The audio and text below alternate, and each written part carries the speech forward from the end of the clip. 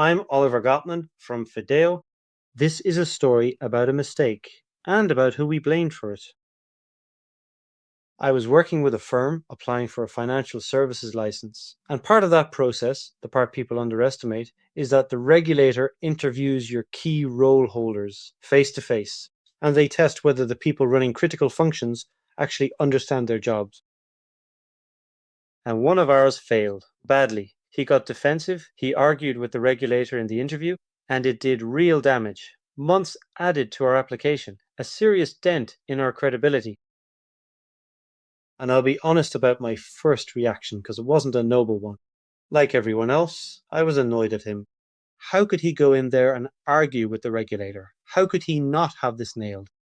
It felt like he'd let the whole thing down. And for a while, that's where we left it. His fault. Move on. But the more I sat with it, the more that story fell apart. Because the truth was, he wasn't a bad operator. He had genuinely good experience. It just wasn't in this industry. And we knew that when we brought him in. We took someone with strong experience and plugged him into a role we knew he didn't quite fit, and then we did nothing to close the gap. No investment, no support, no real preparation for what that interview would demand. We set him up to fail, and then we blamed him for failing.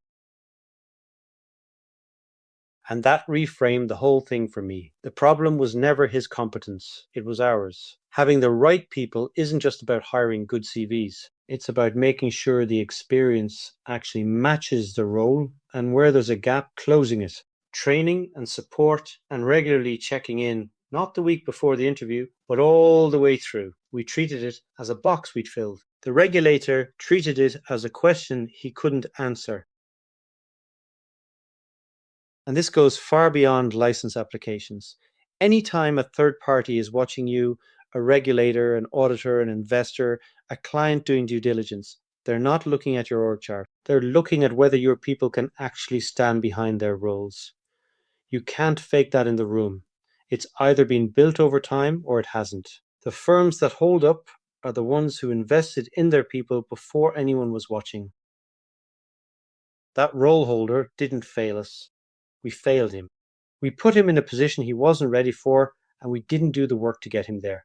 Right people, right experience, right training, and someone actually checking in along the way. That's not a nice to have. When someone's watching, it's the whole thing. Fideo, be the benchmark.